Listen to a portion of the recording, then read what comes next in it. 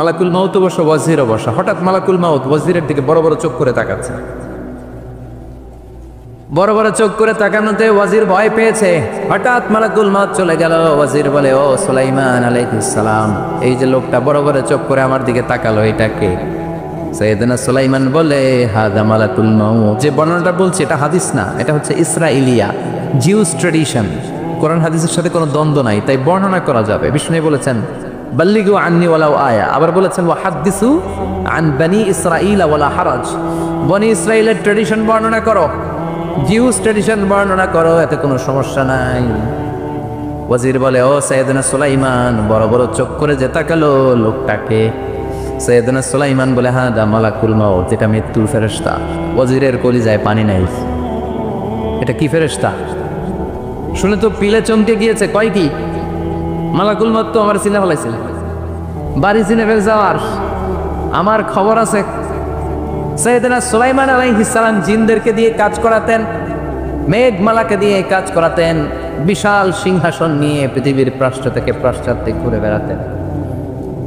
সাইয়েদনা সুলাইমানকে ওয়াজির বলে, ও সুলাইমান, মেঘমালাকে আদেশ করে দেন, আমি আর এই ফিলিস্তিনের ভূখণ্ডে থাকতে চাই না।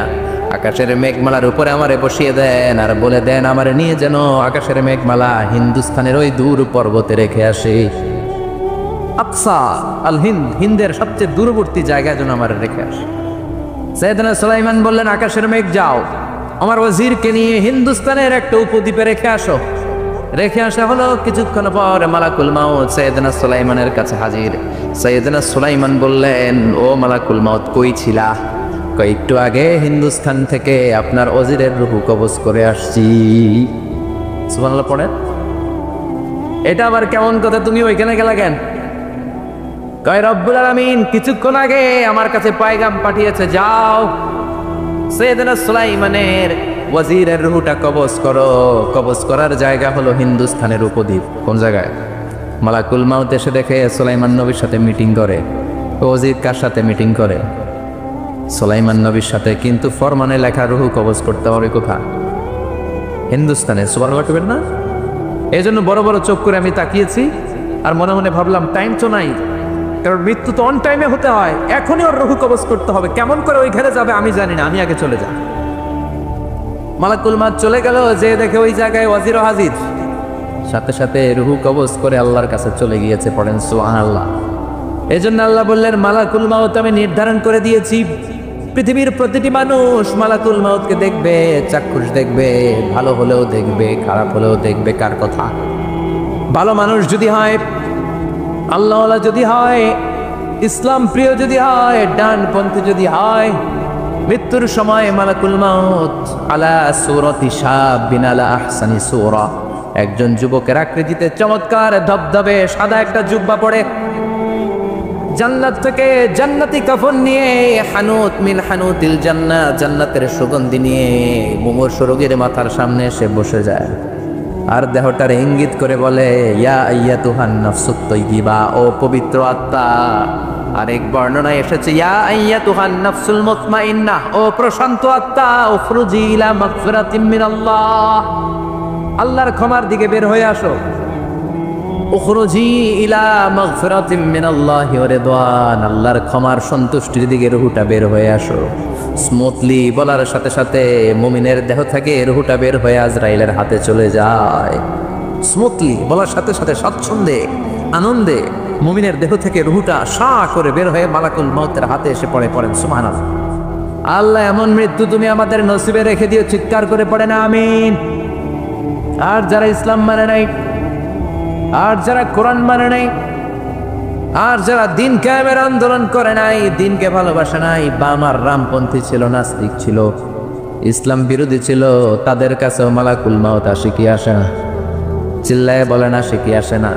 তাদের কাছেও আসে, কিন্তু আলা সূরাতি আকবাহি রাজুল, একজনের চেহারা যত ভয়ঙ্কর হতে পারে, যত নিকৃষ্ট হতে পারে, এরকম ভয়ঙ্করতম নিকৃষ্ট দুর্গন্ধওয়ালা একটা চেহারা নিয়ে আসে। রিজলাহু ফিল আরদ, পা থাকে জমিনে, রাসুহু ফিস সামা, হাদিসের বর্ণনা, পা দুইটা জমিনে, মাথা আকাশে। এসে দমক দিয়ে জালিমের মাথার সামনে এসে বলে, ইয়া আইয়াতুহান নাফসুল খাবিসা, হে পাপাত্তা, হে অপবিত্র আত্মা, উখরুজি ইলা সাখাতিল্লাহি ওয়া গাদাবিহি, আল্লাহর রাগের দিকে, আল্লাহর অসন্তুষ্টির দিকে বের হয়ে আয়। মালাকুল মাউতের এই অর্ডার পাওয়ার সাথে সাথে রুহুটা কিন্তু বের হয় না। মুমিনের রুহুকে ডাক দিলে যেমনি স্মুথলি বের হয়, কাফিরের রুহু এভাবে বের হয় নাই। কথা বলেন, রুহুটা ডানে যায়, ফাতাতাফাররাক, একবার রুহুটা ডানে যায়, আবার রুহুটা বায়ে যায়, আবার সামনে যায়, পায়ে যায়, হাতের মধ্যে ঢুকে ডানে বায়ে যায়। মালাকুল মাউত আবার ধমক দিয়ে বলে, ইয়া আইয়াতুহান নাফসুল খাবিসা, পাপাত্তা বের হয়ে আয়। রুহুটা আবার ডানে যায়, বায়ে যায়, সামনে যায়, পেছনে যায়। এবার খপাস করে মালাকুল মাউত রুহুকে ধরে টান মারে। সারা দেহটা থেকে প্রাণ রস সিক্ত করতে করতে দেহ থেকে রুহুটাকে টেনে হিচড়ে বের করে আনে। আর মুমূর্ষু রোগীটা চিৎকার মারতে থাকে, পড়েন না আউযুবিল্লাহ। একটা জীবন্ত ছাগলের চামড়াগুলো জবাই না দিয়ে কেউ যদি টেনে টেনে বের করে, ছাগল জবাই হয় নাই কিন্তু চামড়া এক পাশ থেকে টেনে টেনে টেনে হিচড়ে আপনি গা থেকে বের করলে যত কষ্ট হয়, এর চেয়েও বেশি কষ্ট দিয়ে মালাকুল মাউত বামপন্থী আর কাফেরদের রুহুটা দেহ থেকে বের করে আনে। পড়েন না আউযুবিল্লাহ। আমাদের রুহুটা যেন আল্লাহ, মুমিনদের রুহু আপনি যেভাবে কবজ করান ওইভাবে যেন আমাদের রুহুটা বের হয়ে আসে। আর জোরে পড়েন আমিন।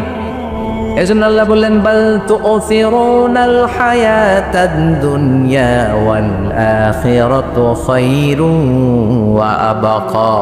পাগলের মতো মোহাচ্ছন্ন হয়ে এই দুনিয়াটার পেছনে ছুটে বেড়াও। এই দুনিয়া আসল নয়, আখিরাত হলো আসল। চিল্লায় বলেন ঠিক কিনা?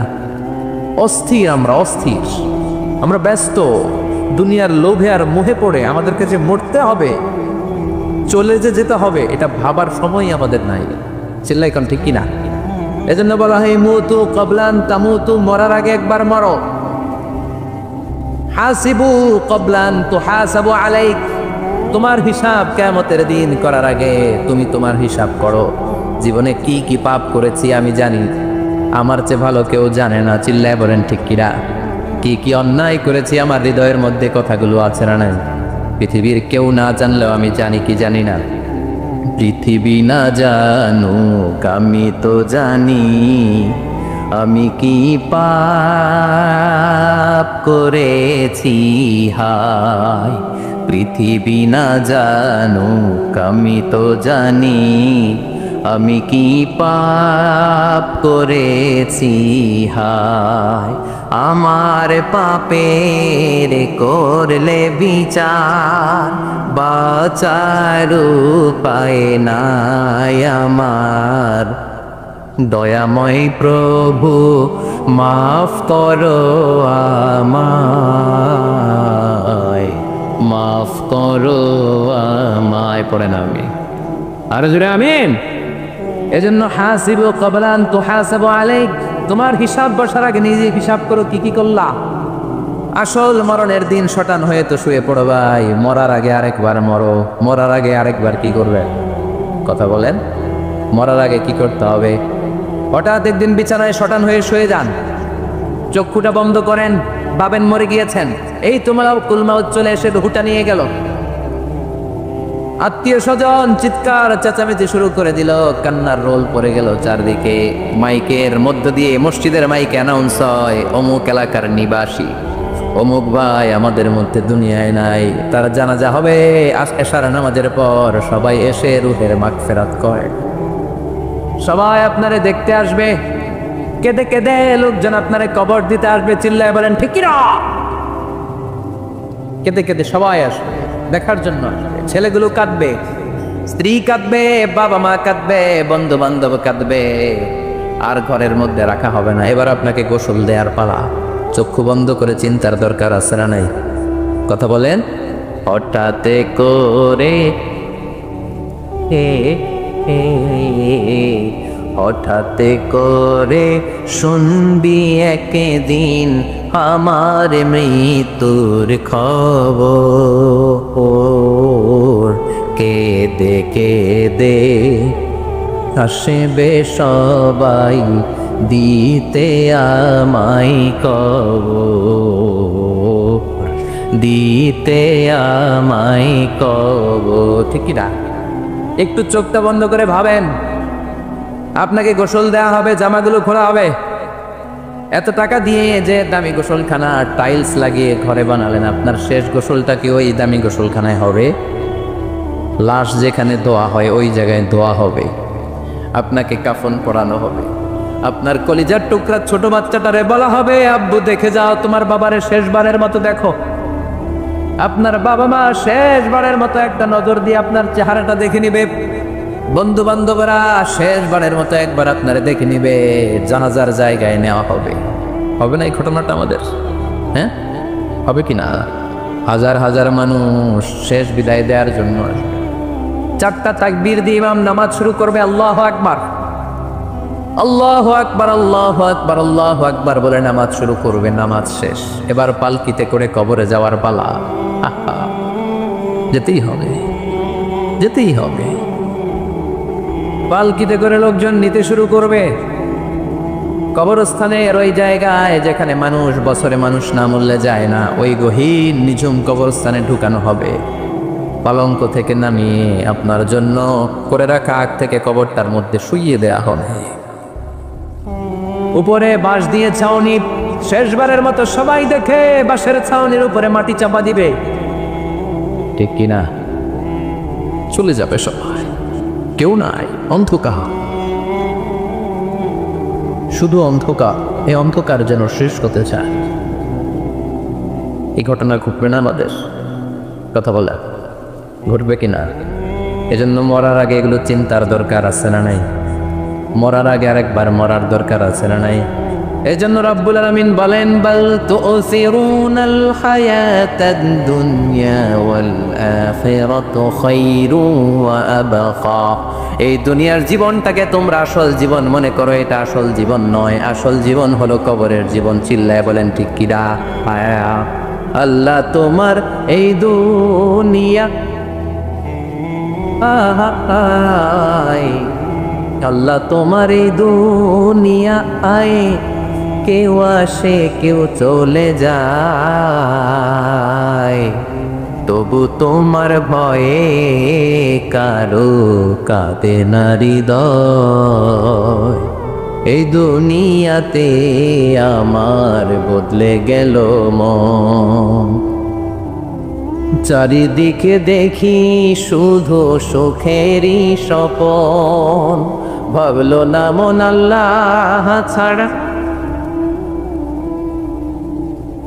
আহা ভাবলো না মন আল্লাহ ছাড়া নেই কোনো উপায়, তবু তোমার ভয়ে কারো কাঁদে না হৃদয়। ঠিক কিনা? আসে আর চলে যায়। প্রতিদিন মাইকে অ্যানাউন্স শুনি, অমুক এলাকার অমুক লোক নাই, দাদা গেল, বাবা গেল, বড় ভাই গেল, আত্মীয় স্বজন গেল, আমাকেও যেতে হবে, এই চিন্তা মাথায় নাই। চিল্লা এখন ঠিক কিনা? এজন্য লাইফটা হলো one time, one chance. Second কোনো চান্স আপনাকে দেয়া হবে নাকি? কাফেররা বলবে, ইয়া রাব্বি আরেকটা সুযোগ দেন, লাউ আন্না লানা কাররা ইয়ানি মাররা, আল্লাহর একটা সুযোগ যদি পেতাম দুনিয়াতে ভালো করে আসতাম। আল্লাহ বলবেন, ইন্নাহা কালিমাতুন কাইলুহা, এটা শুধু তাদের মুখের কথা, তাদেরকে আবার সুযোগ দিলেও তারা কিচ্ছু করবে না। চিল্লা এখন ঠিক কিনা? এজন্য একটা চান্স আমরা পেয়েছি, এই দুনিয়ার ওয়ান চান্সে আমরা ভয় পাবো একজনকে। চিল্লায় বলেন তিনি কে? এজন্য যেতে আমাদেরকে হবেই। মরণ থেকে পালানোর কোনো সুযোগ কেউ পালাতে পারে নাই। এই মরণ হলো আখিরাতের প্রবেশদ্বার। মরণ নামক পালকিতে চড়ে আমরা কবরের ভেতরে ঢুকি। মরণ হলো প্রথম পর্ব, কবর হলো দ্বিতীয় পর্ব। যেরকম ঠিক কিনা? এজন্য বিশ্বনবী বললেন, আল কবর রাউদাতুম মিন রিয়াদিল জান্নাহ আও হুফরাতুম মিন হুফারিন নার। কবর হলো কারো জন্য জান্নাতের বাগান, কারো জন্য জাহান্নামের গর্ত। আমরা বলি, আল্লাহ আমাদের কবরটারে জান্নাতের বাগান বানাও। আরো জোরে পড়েন আমিন। আবার বিশ্বনবী বললেন, ইন্নাল কবরা আউয়াল মানজিল মিন মানাজিলিল আখিরাহ। কবর হলো আখিরাতের মঞ্জিলগুলোর প্রথম মঞ্জিল। আখিরাতে একটার পর একটা অনেকগুলো স্টেশন আপনাকে পার হতে হবে। প্রথম স্টেশনটার নাম হলো কবর। প্রথম স্টেশনের নাম কি? এই কবর নামক স্টেশনে যদি আপনি মাফ পেয়ে যান, সামনের সব স্টেশনগুলোতে মাফের ব্যবস্থা করবে কে? আর কবর নামক স্টেশনে যদি ধরা খেয়ে যান, আপনার মায়ের আছে না নাই? লাশটাকে যখন রাখা হয়, লাশটা চিনে কে আমারে রাখলো, কে আমাকে ধৌত করলো, কে আমারে কাফন পড়ালো। এই জন্য বিষ্ণুই বলেছেন, মুমূর্ষের সামনে বসে বসে পড়ো লা ইলাহা ইল্লাল্লাহু মুহাম্মাদুর রাসূলুল্লাহ। লাকিনু মাউতাকুম লা ইলাহা ইল্লাল্লাহ। মুমূর্ষের সামনে দাঁড়িয়ে দাঁড়িয়ে পড়ো লা ইলাহা ইল্লাল্লাহ। এই লা ইলাহা হচ্ছে জীবিতদের জন্য কালিমা, আর আমরা মরার পরে এই জিকির করি, ঠিক কি না? আমাদের দেশের অনেক জায়গায় লাশ নিয়ে কবরে যাওয়ার সময় লা ইলাহা পড়ে না। না, এটা আগের জিকির, মরার আগের জিকির। মরার আগে আপনাকে অ্যানাউন্সমেন্ট দিতে হবে আল্লাহ ছাড়া কোনো ইলাহ নাই, বিশ্বনবী হচ্ছেন শেষ নবী এবং রসুল। চিল্লায় বলেন ঠিক কিনা?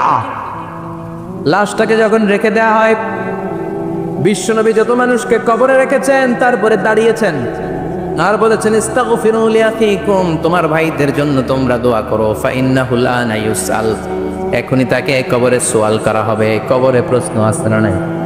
কথা বলেন। বিশ্বনবী খাদিজাতুল কুবরা, ওনার প্রথম স্ত্রী খাদিজাতুল কুবরা তাহেরাকে কবরের মধ্যে রেখে দিয়ে কাঁদতে শুরু করলেন, চোখের পানি ছেড়ে অনেক দোয়া করলেন। দোয়া শেষে সব সাহাবারা ঘরে ফিরে যায়, বিশ্বনবী যায় না। সাইয়েদনা আবু বকর বললেন, ও নবী চলেন ঘরে যাই, অনেক তো দোয়া করলেন। বিশ্বনবী বললেন, আবু বকর তুমি যাও, আমি যাব না। এইটা সাধারণ মহিলা না, এটা বিপদের দিনের সঙ্গিনী খাদিজা। মক্কায় যখন আমার কেউ ছিল না, খাদিজা আমারে ভুলে নাই। 3 বছর কাফিররা আমাকে জেলখানায় বন্দি রেখেছে, নাম শিয়াবে আবি তালেবের জেলখানা। আমার স্ত্রী ওই জেলখানার জীবনেও আমারে ছাড়ে নাই, আমার সাথে 3 বছর খাদিজাও জেল খেটেছে। এই একটাই মহিলা, যেই মহিলাকে আল্লাহ আরশের উপর থেকে সালাম দিয়েছে, মহিলাটার নাম খাদিজা। আল্লাহু আকবার।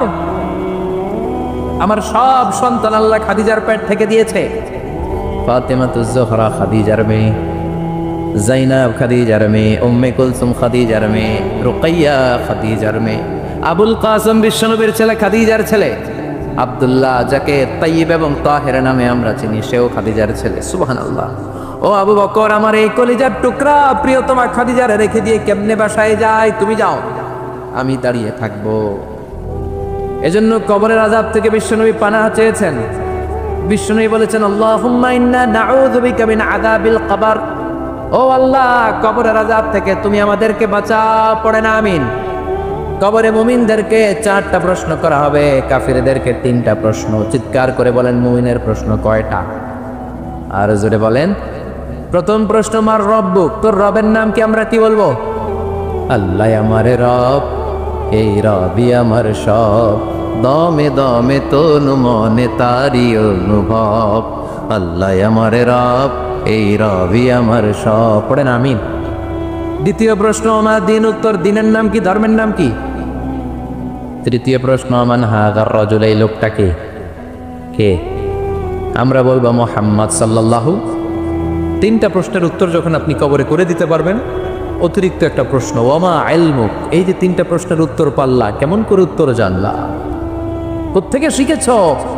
নকল করে আনছো কাফনের কাপড়ে? পরীক্ষায় হলে নকল আছে না নাই? হাতে নকল আছে না? পায়ে নকল, মুজার ভিতরে নকল আছে না নাই? মোবাইলে নকল আছে না নাই? নকল থেকে আল্লাহ তুমি বাঁচাও। আরো আসতে কেন? আমি কিভাবে জানলা? কেমন করে 3টা প্রশ্নের উত্তর শিখলা? What is the source of your knowledge? তথ্যসূত্র কি? আপনাকে বলতে হবে আমি যেই কিতাবটা থেকে শিখেছি, কিতাবটার নাম কি? চিল্লায় বলেন, কি নাম? এই কিতাবটা হলো কোরআন। আপনাকে বলতে হবে কোরআন থেকে আমি শিখেছি, বিশ্বনবীর হাদিস থেকে আমি শিখেছি। 4টা প্রশ্নের উত্তর যখন পারবেন, ফেরেশতারা বলবে আহলান সাহলান, খোশামদেদ, কংগ্রেচুলেশন, বাহ বাহ, তুমি তো চমৎকার পেরেছো। ফায়ুফসাহু লাহু কবরুহু ৭০ দিরাআন, মুমিন বান্দার কবরটা ৭০ হাত লম্বা করে দেয়া হবে। ইফতাহু লাহু বাবুন ইলাল জান্নাত, জান্নাতের দিকে তার কবর থেকে একটা দরজা বানিয়ে দেয়া হবে। জান্নাতের সুঘ্রাণ ঠান্ডা বাতাস এসে তার কবরের ভিতরে ঢুকতে শুরু করবে। ইলবাসু লিবাস মিন আহলিল জান্নাত, জান্নাতীদের পোশাক তার গায়ের মধ্যে পরিয়ে দেয়া হবে। আল্লাহু আকবার। আর বলা হবে নাম কানাউমিল আরুস, বাসর রাতে বর যেমনি কনেকে নিয়ে ঘুমিয়ে যায়, তুমিও একটা ঘুম দাও। আলহামদুলিল্লাহ পড়ে মুমিন বান্দা আনন্দের একটা ঘুম দিবে। ইসরাফিলের সিংগার আওয়াজ ছাড়া পৃথিবীর কোনো কিছুই তার এই ঘুম ভাঙতে পারবে না। আল্লাহ আমরাও যেন সেদিন কবর একটা মজার ঘুম দিতে পারি, তুমি তৌফিক দাও। জোরে পড়েন আমিন। এবার বামপন্থী নাস্তিক আর কাফেরদের পালা, ইসলাম বিদ্বেষীদের পালা, আলেম ওলামাদের শত্রুদের পালা, ইসলামকে যারা বিজয়ী শক্তি হিসেবে মানতে পারে নাই তাদের পালা। চিল্লা এখন ঠিক কিরা? ওদেরকে একই প্রশ্ন, রব কে? ওরা বলবে আমি জানি না। আমাদের উত্তর আল্লাহ। ওরা বলবে আমি কিচ্ছু জানি না, আমি সব ভুলে গেছি, আমার মাফ করে দেন, আমি কিছুই জানি না। তবে আমি ইসলাম বিরোধীদের সাথে চলতাম, যারা ইসলাম রে বাস দিত আমি তাদের সাথে স্লোগান দিতাম। এরকম ডাকাইত আছে না নাই?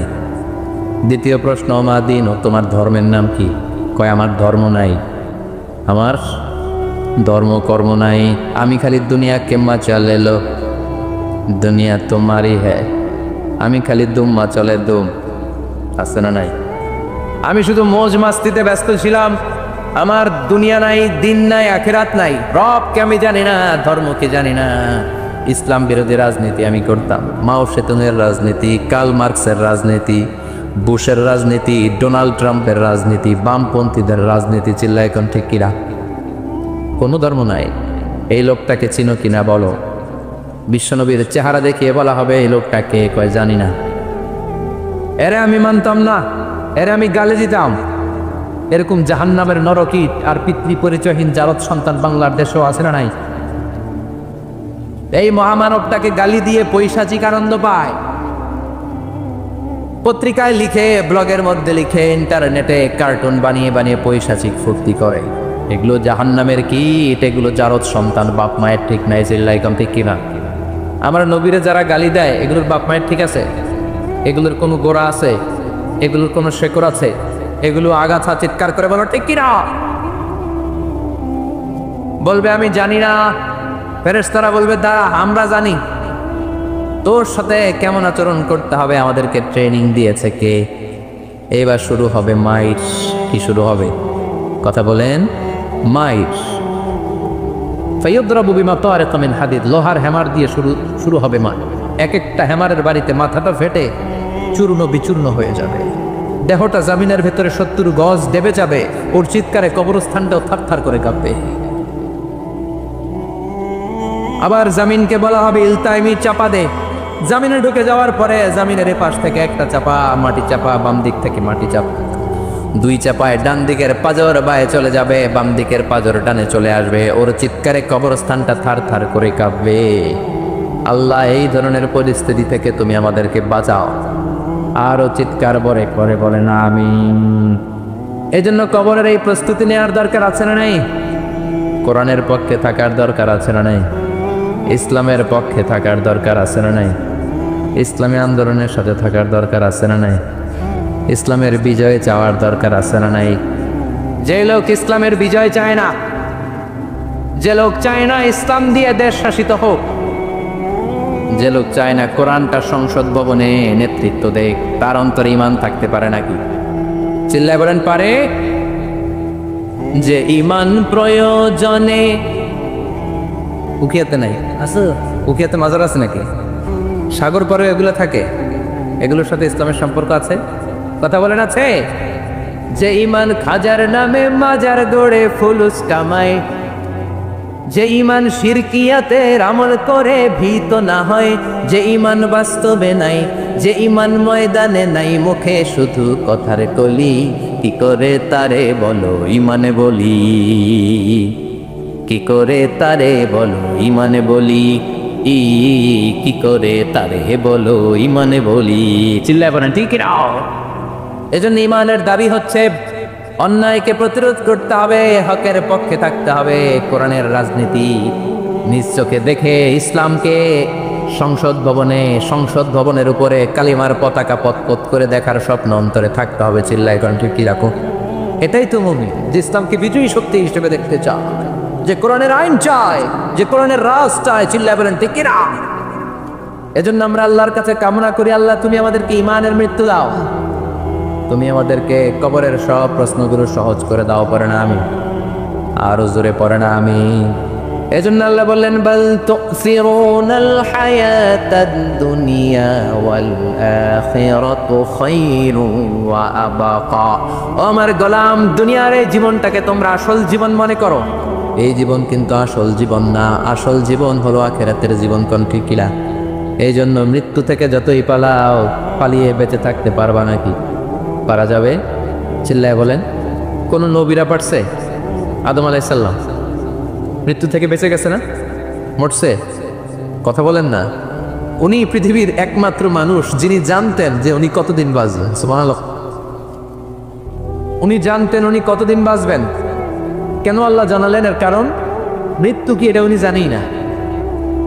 কেমনে মরে দেখেই নাই, কষ্ট কি জানে না।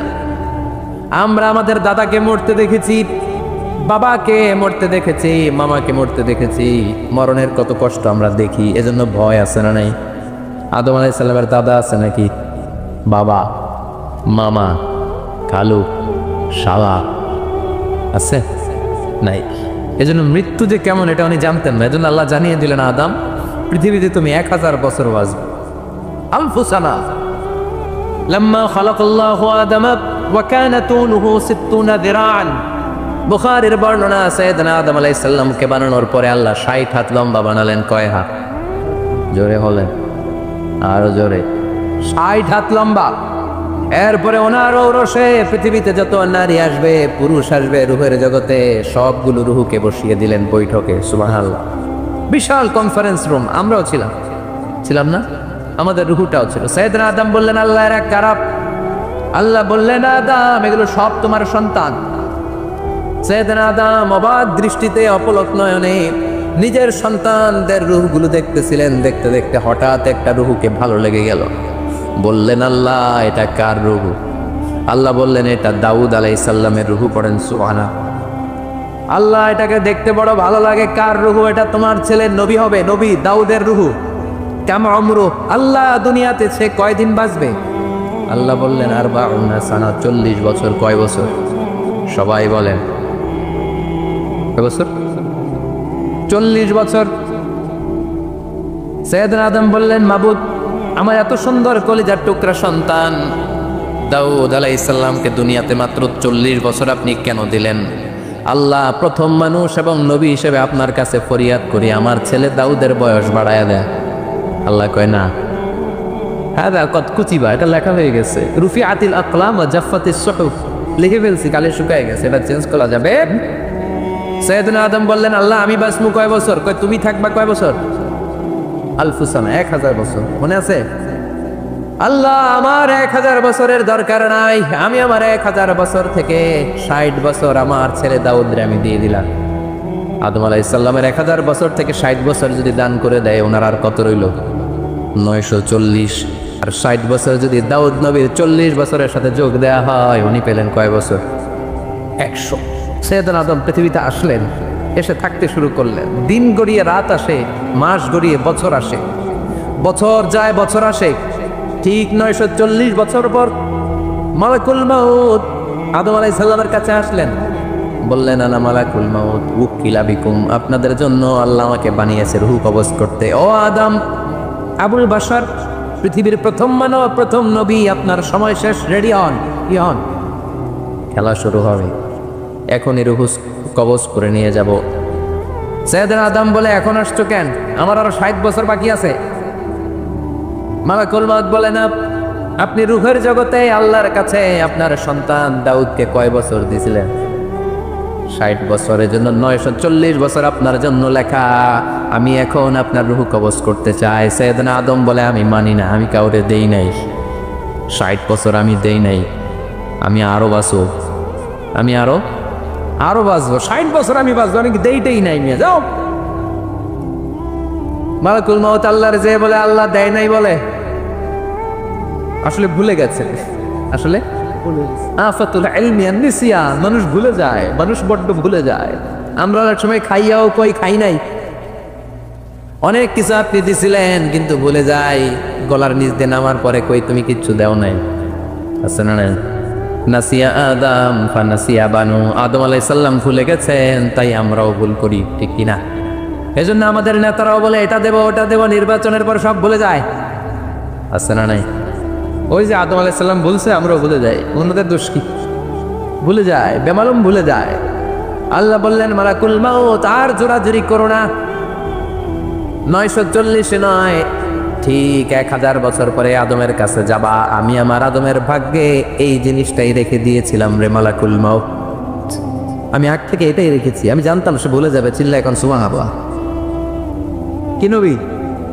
কামলি এরা হতে হেলে দুলে নুরানি তনু ওকে আসে হায়, সারা দুনিয়ার হেরে মেরে পর্দা খুলে খুলে চায়, সে যে আমার কামলিওয়ালা কামলিওয়ালা।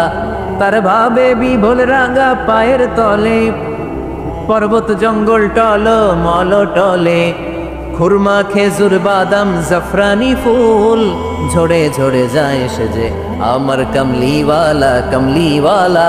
সুবহানাল্লাহ পড়ে। বিশ্বনবীর আল্লাহ ডাক দিলেন, ও কামলিওয়ালা নবী, ও কম্বলওয়ালা নবী, দাঁড়ান। বিশ্বনবী কাঁপছিলেন জ্বরের চোটে, খিচুনির চোটে কম্বল গায়ে দিয়ে শুয়ে রইলেন। আল্লাহ নাজিল করলেন, ইয়া আইয়ুহাল মুজাম্মিল, ও কম্বলওয়ালা। ইয়া আইয়ুহাল মুজাম্মিল মানে কি? ও কম্বলওয়ালা, ও কম্বলওয়ালা, ও চাদরওয়ালা, কুম, স্ট্যান্ড আপ, স্ট্যান্ড আপ। যে দায়িত্ব দিছি এখন শোয়া যাবে না, দাঁড়ান। ওই যে বিশ্বনবী দাঁড়ালেন, আর বসার সুযোগটা পায় না। মরার আগ পর্যন্ত আর বসার সুযোগ পায় নাই, শ্বাস নেওয়ার সুযোগ পায় নাই, পিছনের দিকে তাকানোর সুযোগ পায় নাই। চিল্লা করে টিকিরা। অনেক শয়তানি হাত ছানি এসেছে, দফায় দফায় নবীর সাথে বৈঠক হয়েছে। বিশ্বনবীকে মক্কার কাফিরেরা 3 দফা দিল। বলল, আব্দুল্লাহর বেটা মুহাম্মদ, নারী চাও নারী দেব, সম্পদ চাও সম্পদ দেব, রাষ্ট্র ক্ষমতা চাও রাষ্ট্র ক্ষমতা দেব, শুধু কালিমার দাওয়াতটা বন্ধ করে দাও। নাউযুবিল্লাহ পড়বেন না? বিশ্বনবী বললেন, তোমাদের 3 দফা, কাফিরদের কয় দফা? জোরে বলেন। বিশ্বনবী বললেন, আমার মাত্র 1 দফা। কয় দফা? বিশ্বনবী বললেন, সম্পদ না, নারী না, মক্কার ক্ষমতা নয়। আকাশের দ্বিপ্রহরের জল জলে সূর্যটা যদি ডান হাতে দাও, ওয়াল কামারা ফি ইয়াসারি, চাঁদটাকে যদি বাঁ হাতে দাও, যে কালিমার দাওয়াত দিতে ময়দানে আমি নেমেছি, গোটা বিশ্বের কেউ এই দাওয়াত থেকে আমাকে পিছু সরাতে পারবে না, কেউ পিছনে নিতে পারবে না। সম্পদ, নারী আর ক্ষমতার লোভ তো খুব তুচ্ছ বিষয়। ওই সূর্যটা যদি ডান হাতে দাও, চাঁদটা যদি বাঁ হাতে দাও, এই কালিমার দাওয়াত থেকে আমি পিছু হটবো না। চিল্লায় বলেন ঠিক কিনা? বিশ্বনবীর আল্লাহ প্রস্তুতি নিতে বললেন। বললেন, ইয়া আইয়ুহাল মুজাম্মিল, ও কম্বলওয়ালা নবী। কি ওয়ালা নবী? তাফসীর বুঝতে পারতেছেন তো? শীতের চোটে খিচুনি, কম্বল গায়ে দিয়ে শুয়েছে, তখন আল্লাহ এটা নাজিল করলেন। তাহলে প্রথমে আমরা জানলাম সেন্ট্রাল থিম অফ দি সূরা, এই সূরার কেন্দ্রীয় আলোচ্য বিষয়। এরপরে আমরা জানলাম কোন প্রেক্ষাপটে, কোন সিচুয়েশনে, কোন পরিস্থিতিতে এই সূরাটা নাজিল হয়েছে। বুঝতে পেরেছেন? বিশ্বনবীর যখন এই পরিস্থিতির দিক, তখন আল্লাহ বিশ্বনবীর আবার গাইডলাইন দিলেন, ইয়া আইয়ুহাল মুজাম্মিল, হে কম্বলওয়ালা নবী, কুমিল লাইলা ইল্লা কালিলা, দাঁড়ান, রাত্রিবেলা দাঁড়িয়ে তাহাজ্জুদ গুজার মা। সুবহানাল্লাহ পড়েন। এই সূরার ভেতরে রব্বুল আলামিন বিশ্বনবীকে প্রস্তুত করে তোলবার জন্য, বিশ্বনবীকে নবুয়তের দায়িত্ব পালন করানোর জন্য, মিশনে নামানোর জন্য বিশ্বনবীকে সর্বমোট 60টা বিষয়ে প্রশিক্ষণ নিতে বলেছেন। জোরে কোন কয়টা? সবাই কোন? চিল্লায় বলেন কয়টা? প্রস্তুতি নেওয়ার জন্য 7টা বিষয়ে বিশ্বনবীকে ট্রেন আপ করেছেন, প্রশিক্ষণ নিতে বলেছেন। আমরা একটা একটা করে 7টাই আজকে শুনবো। শুনবেন না? কষ্ট হচ্ছে? আরো 2 মিনিট শুনবেন? হ্যাঁ, তাকবীর দেওয়া যাবে আওয়াজ করে? আওয়াজ করে পড়েন, লিল্লাহে তাকবীর, লিল্লাহে তাকবীর। বিশ্বনবীকে আল্লাহ তাআলা 7টা বিষয়ে প্রশিক্ষণ নিতে বললেন। কয়টা? কারণ সামনে অনেক গুরু দায়িত্ব। 1 নাম্বার প্রশিক্ষণ হচ্ছে, ইয়া আইয়ুহাল মুজাম্মিল, হে কম্বলওয়ালা নবী, কুমিল লাইলা ইল্লা কলিলা, দাঁড়ান, দাঁড়িয়ে রাত্রে তাহাজ্জুদের নামাজ পড়েন।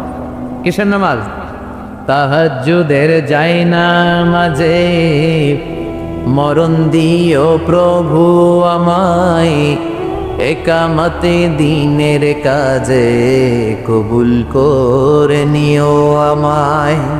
তাহাজ্জুদের জায়নামাজে মরণ দিও প্রভু আমায়, একামতে দিনের কাজে কবুল করে নিও আমায়। পড়েন আমিন। তাহলে বিশ্বনবীকে প্রথম যে প্রশিক্ষণ আল্লাহ দিলেন সেটা হচ্ছে তাহাজ্জুদের সালাতের প্রশিক্ষণ। কিসের? রব্বুল আলামিন বললেন, ইয়া আইয়ুহাল মুযাম্মিলু কুমিল লাইলা ইল্লা কলিলা। ও নবী, রাত্রি বেলায় দাঁড়ান, পুরো রাত ব্যাপী তাহাজ্জুদ পড়েন। নিসফাহু, রাতের অর্ধেক সময় তাহাজ্জুদ পড়েন। আও ইনকুস মিনহু কলিলা, অথবা তার চেয়েও কিছু কম পড়েন। আও জিদ আলাইহি, অথবা তার চাইতেও বেশি পড়ে। ও নবী রাত্রিবেলা দাঁড়িয়ে তাহাজ্জুদের সালাত পড়েন। কিসের সালাত?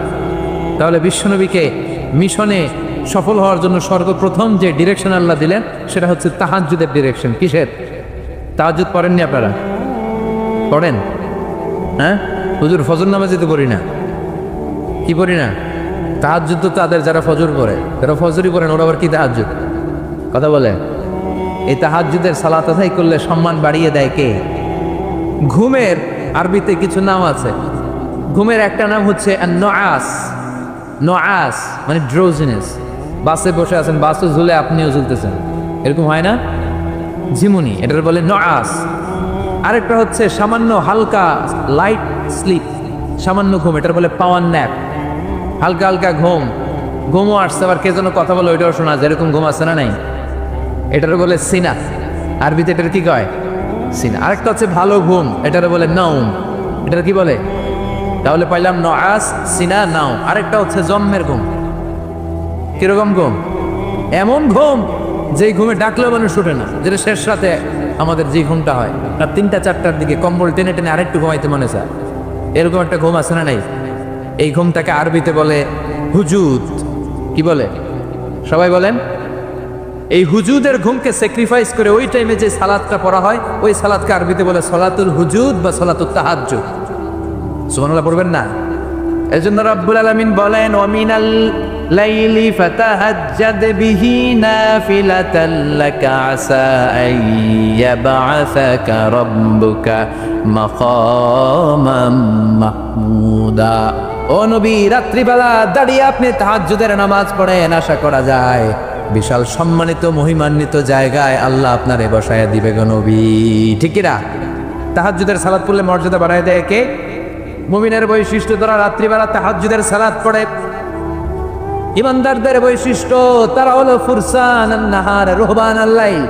রাত্রিবেলা তাহাজ্জুদের যায় নামাজে কান্নার ঝড় তুলে, দিনের বেলায় ঘোড়া হাঁকিয়ে জিহাদের ময়দানে জিহাদ করে। ঠিক কি না? দিনের বেলায় চলবে কি? জিহাদ। জিহাদের কথা বলাতে ভয় পাইছেন? হ্যাঁ, অনেকে এখন জিহাদের সাথে জঙ্গিবাদরে লাগায়, এরকম ডাকাইত আছে না নাই? জিহাদের সাথে সন্ত্রাসবাদকে মিলাতে চায়, চিল্লাই কোন ঠিক কিরা? জঙ্গিবাদ আর সন্ত্রাস এক জিনিস, জিহাদ আরেক জিনিস। জিহাদরে ফরজ করছে কে? আর জঙ্গিবাদকে হারাম করেছে কে? জঙ্গিবাদকে দমন করার জন্য আল্লাহ তাআলা জিহাদের মতো বিধানকে ফরজ করেছেন। চিল্লাই বলেন ঠিক কিনা? যারা হকের পক্ষে, যারা কল্যাণের পক্ষে, যারা মানবতার পক্ষে, এরা হচ্ছে মুজাহিদ। আর যারা হক সহ্য করে না, মানবতাকে সহ্য করে না, শান্তির কথাকে সহ্য করে না, এরা হলো এক একটা জঙ্গি। চিল্লাই এখন ঠিক কিনা? আবু জাহেল ছিল জঙ্গি আর বিশ্বনবী ছিলেন মুজাহিদ। ফেরাউন ছিল জঙ্গি, মুসা আলাইহিস সালাম ছিলেন মুজাহিদ। নমরুদ ছিল জঙ্গি, সাইয়েদনা ইব্রাহিম ছিলেন মুজাহিদ। বাংলার জমিনেও যারা হকের কথা বলে তারা হচ্ছে মুজাহিদ। আর যাদের হক সহ্য হয় না, ইসলাম সহ্য হয় না, কোরআন সহ্য হয় না, এরা এক একটা সন্ত্রাস আর জঙ্গি। চিল্লাই কোন ঠিক কিনা? এরা জঙ্গি। আমরা যারা সত্যের পক্ষে কথা বলি আমরা জঙ্গি না, আমরা মুজাহিদ। আমরা কি? মুজাহিদ। এজন্য মুমিনদের বৈশিষ্ট্য হলো রুহবানাল লাইল ফুরসানান নাহার। মুমিন বান্দারা দিনের বেলায় জিহাদের ময়দানে ব্যস্ত থাকে, রাতের বেলায় তাহাজ্জুদের যায় নামাজে চোখের পানি দিয়ে যায় নামাজ ভিজায়। রাতের আধারে যারা সেজদাতে রয়, দু চোখের স্রোতে নদী যেন বয়। রাতের আধারে যারা সেজদাতে রয়, দু চোখের স্রোতে নদী যেন বয়। ছলনার হাতছানি যতই আসুক, পেছনে ফিরেও সে তাকায় না। যাদের হৃদয়ে আছে আল্লাহর ভয়, তারা কবু পথ ভুলে যায় না। আল্লাহর প্রেম ছাড়াই দুনিয়ায় কারো কাছে কোনো কিছু চায় না। চিল্লায় বলেন ঠিক কিনা?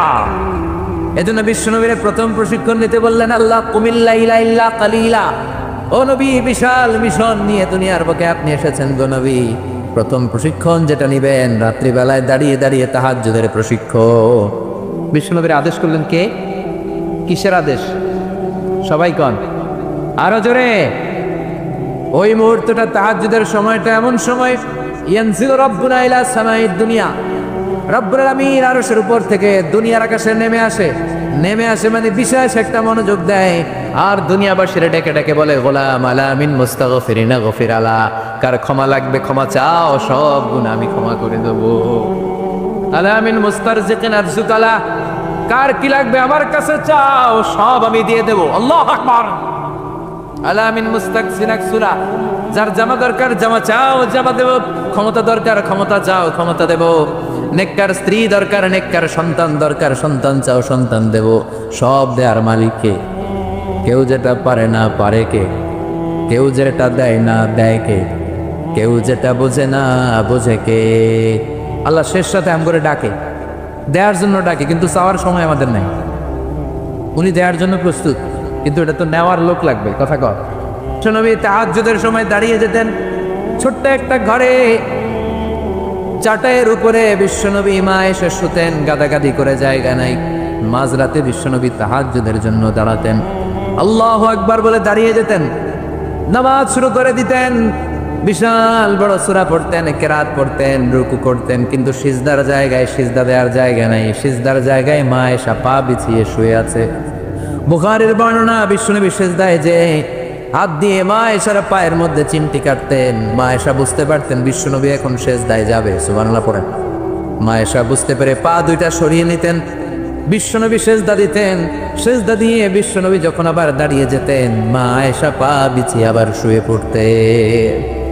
কি ইবাদত ছিল বিশ্বনবীর! হাত্তা তাতাওয়াররামু খাদামা। মা এসা বলতেন বিশ্বনবী দাঁড়িয়ে থাকতে থাকতে এত সময় ধরে তাহাজ্জুদের সালাত পড়তেন, ওনার পা গুলো ফুলে এরকম টিউমারের মতো মোটা হয়ে যেত। সুবহানাল্লাহ পড়বেন না? দাঁড়িয়ে থাকতে থাকতে বিশ্বনবীর পা গুলো টিউমারের মতো মোটা হয়ে যেত। প্রথম রাকাতে বাকারা, আলী ইমরান পড়ে ফেলতেন। সুবহানাল্লাহ পড়েন। বিশ্বনবীর পা যেন ফেটে যাবে, এভাবে হাত বেঁধে দাঁড়িয়ে থাকতে থাকতে বিশ্বনবীর হাতগুলো বাঁকা হয়ে যেত, ব্যথা হয়ে যেত। বিশ্বনবী তখন হাত দুইটা ছেড়ে দিতেন। আবার যখন এনার্জি ফিরে পেতেন, যখন বিশ্বনবীর ভালো লাগতো, আবার হাত বাঁধতেন। পড়েন সুবহানাল্লাহ। তার মানে হাত ছেড়ে দিও নামাজ পড়া যায়। হাত ছেড়ে দিও। মালিকি মাযহাবের কিছু স্কলাররা ওনারা মত নিয়েছে, ওনাদের অনুসারীরা এরসাল করে। আমাদের দেশে কেউ বাদে এইভাবে, কেউ এইভাবে, কেউ এইভাবে। মালিকিরা বাদেই না, কে বাদবি না, কি করবি কর। আছে না নাই? আপনি যদি হজ করতে যান মক্কা মদিনায়, এই আমলগুলো দেখতে পারবেন। এটা সুন্নাতের একটা আমল। হাত ছেড়ে দিলেও যেখানে সালাত হয়ে যায় ওই জায়গায় কই বাঁধবে, এই নিয়ে কিলাকিলি আছে না নাই? উপরে না নিচে, আমিন জোরে না আসতে, আছে না নাই? পেকুয়াতে মাশাআল্লাহ এগুলো নাই। হ্যাঁ, পেকুয়াতে এগুলো আছে। বিশ্বনবী লম্বা সময় দাঁড়িয়ে তাহাজ্জুদ পড়তেন। তাহাজ্জুদ পড়লে আপনার মর্যাদা বাড়ায় দিবে কে? সাইয়েদনা জিবরাইল বললেন, ইন্না শারাফাল মুমিন ফি কিয়ামিল লাইল। বিশ্বনবী বললেন, জিবরাইল এসে আমাকে বলে গিয়েছে মুমিনের মর্যাদা তাহাজ্জুদের নামাজের ভেতর। সুবহানাল্লাহ পড়েন। তাহাজ্জুদের নামাজ পড়লে মর্যাদা বাড়ায় দেয় কে? 2 নাম্বার, কুরবাতুন ইলাল্লাহ। তাহাজ্জুদের নামাজ পড়লে আল্লাহর সাথে নৈকট্য বাড়িয়ে দেয় কে? আল্লাহর সাথে কানেক্টিভিটি আপনার বেড়ে যাবে। আমাদের দুনিয়াতে সব জায়গায় কানেক্টিভিটি আছে। এমপির সাথে হাত আছে, চেয়ারম্যানের সাথে হাত আছে, ওই এসআইয়ের সাথে হাত আছে, পুলিশের আইজির সাথে হাত আছে, কিন্তু আল্লাহর সাথে হাত টানেন। কথা কন। আসল জায়গায় কানেকশন লাগানো দরকার। চিল্লায় বলেন ঠিক কি না? মান লাহুল মাওলা ফালাহুল কুল্লু। যে ব্যক্তি আল্লাহর হয়ে যায়, গোটা বিশ্ব তার হয়ে যায়। যে সব জায়গায় যে ধর্ণা দেয়, আল্লাহর কাছে ধর্ণা দেয় না, তার কোনো মর্যাদা নাই। আর যে ব্যক্তি সব দিক থেকে মুখ ফিরিয়ে আল্লাহর কাছে চায়, গোটা বিশ্বের সবাই তার দিকে তাকিয়ে থাকে। এই জন্য সম্পর্কটা লাগাইতে হবে কোন জায়গায়? তার মানে তাহাজ্জুদ বললে মর্যাদা বেড়ে যায়, আল্লাহর সাথে সম্পর্ক বেড়ে যায়। বিশ্বনবী বললেন, মানহাতুনা আনিল ইসিম।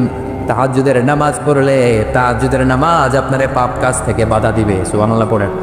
তাহাজ্জুদ যারা পড়ে এরা পাপ কাজ করে না। চিল্লা এখন ঠিক কিনা? 4 নম্বরে মুকাফিরাতুল লিসাইয়্যাত। পাপ আর অন্যায় যদি কিছু হয়েও থাকে, তাহাজ্জুদের নামাজ পড়লে তাহাজ্জুদের নামাজ পাপগুলোরে ধুয়ে মুছে সাফ করে দেয়। এই জন্য তাহাজ্জুদ পড়ার দরকার আছে না নাই? বিশ্বনবী বললেন আপনার প্রথম প্রশিক্ষণ হচ্ছে তাহাজ্জুদের প্রশিক্ষণ। কিসের প্রশিক্ষণ? এর জন্য আল্লাহ বললেন, ইয়া আইয়ুহাল মুযাম্মিলু কুমিল লাইলা ইল্লা ক্বালিলা নিসফাহু আও ইনকুস মিনহু ক্বালিলা আও জিদ আলাইহি ওয়া রাত্তিলিল কুরআনা তারতিলা। সুবহানাল্লাহ করো। এক নম্বর প্রশিক্ষণ চলে গেল। এক নম্বর প্রশিক্ষণ কি ছিল? তাহাজ্জুদ। আওয়াজ করে বলেন না, কি ছিল? দুই নম্বর প্রশিক্ষণ ওয়ারাত্তিলিল কুরআনা তারতিলা। ও নবী, মন গড়া কোরআন তেলাওয়াত করবেন না, যেমন মন চায় তেমন কোরআন পড়া যায় না। ওয়ারাত্তিলিল কুরআনা তারতিলা। তারতিলের সাথে, তাজবিদের সাথে, মাখারিজুল হুরুফ মেইনটেইন করে আপনি তারতিলের সাথে তেলাওয়াত করেন। যারা তারতিলের সাথে তেলাওয়াত করেন, কিয়ামতের দিন আল্লাহ বলবে, ইকরা ওয়ারতাকি ওয়ারাত্তিল কামা কুনতা তুরাত্তিলু ফিদ দুনিয়া। দুনিয়াতে যেমনি পড়েছো পড়ো, যত আয়াত পড়বা জান্নাতের বিল্ডিং তত লম্বা হয়ে যাবে। আল্লাহু আকবার। সাইয়েদনা আনাস রাদিয়াল্লাহু তাআলা আনহু ছিলেন বিশ্বনবীর খাদেম। সাইয়েদনা আনাসকে জিজ্ঞেস করা হলো, কাইফা কানা কিরাআতু রাসূলিল্লাহ, ও আনাস, বিশ্বনবীর কোরআন তেলাওয়াত কেমন ছিল? সাইয়েদনা আনাস বললেন, কানাত কিরাআতুহু মাদ্দান, বিশ্বনবী টেনে টেনে কোরআন তেলাওয়াত করতেন। সুবহানাল্লাহ পড়ে। সুবহানাল্লাহ। কিভাবে পড়তেন? টেনে টেনে টেনে টেনে কোরআন তেলাওয়াত করতেন। আবার বিশ্বনবীর স্ত্রী আমাদের আম্মা জান উম্মে সালামাকে জিজ্ঞেস করা হলো, কাইফা কানা কিরাআতু রাসূলিল্লাহ, ও আম্মা জান, বিশ্বনবীর কোরআনের তেলাওয়াত কেমন ছিল? তিনি বললেন, কানা ইউকাত্তিউ কিরাআতাহু আয়াতান আয়া, বিশ্বনবী আয়াত আয়াত করে তেলাওয়াত করতেন। একটা আয়াত টেনে টেনে পড়তেন, শেষ করতেন, আরেকটা আয়াত ধরতেন, আবার শেষ করতেন। সুবহানাল্লাহ। কি তেলাওয়াত ছিল বিশ্বনবীর! বিশ্বনবীর কণ্ঠের তেলাওয়াত শুনে অনেক কাফের কালিমা পড়ে মুসলমান হয়েছে। সুবহানাল্লাহ রাস্তে বলেন। বিশ্বনবীর কণ্ঠের তেলাওয়াত শোনার জন্য শুধু মুমিনরাই পাগল ছিল না, আবু জাহেল, উতবা, শাইবা, ওয়ালিদ ইবনে মুগিরা এগুলোও পাগল ছিল। দিনের বেলা আবু জাহেল, উতবা, শাইবা বিশ্বনবীর বিরোধিতা করতো, আর রাত্রেবেলা লুকিয়ে লুকিয়ে বিশ্বনবীর কণ্ঠের তেলাওয়াত শোনার জন্য যেত। সুবহানাল্লাহ পড়বেন না? দিনের বেলা ভাষণ দিত, খবরদার কেউ মুহাম্মাদের কণ্ঠের তেলাওয়াত শুনতে যেতে পারবি, কিন্তু রাত্রেবেলা লুকায় লুকায় নিজেই যেত। না জানি কত সুন্দর কণ্ঠ ছিল আমার নবীর, না জানি কি সুরের ঝংকার আর রহরি খেলতো যখন নবী তেলাওয়াত করতো। সুবহানাল্লাহ পড়বেন না? এজন্য আল্লাহ বললেন, ওয়ারাত্তিলিল কুরআনা তারতিলা, ও নবী ধীর স্থির ভাবে পড়েন। আবার বিশ্বনবী বলছেন, যায়িনুল কুরআনা বিআসওয়াতিকুম, তোমাদের কণ্ঠে যত সুন্দর সুর আছে, লহরি আছে, ঝংকার আছে, সবগুলো দিয়ে কোরআন তেলাওয়াত করবা। আবার বিশ্বনবী বলছেন, মান লাম ইয়াতাগান্না বিল কুরআন ফালাইসা মিন্না, যে গুনগুন করে সুর করে কোরআন তেলাওয়াত করে না, ওই লোক কখনো আমি নবীর উম্মত হতে পারে। এজন্য সুর করে কোরআন তেলাওয়াত করবেন। কি করে? অনেকে কয়, হুজুর আমার সুর নাই। আপনার সুর নাই তো কি আছে? আপনার যেটা আছে ওইটাই সুর, যেটা আপনার আছে ওইটাই সুর। সুর নাই কে বলছে? টয়লেটের ভিতরে ঢুকলে বোঝা যায় কি সুর আছে।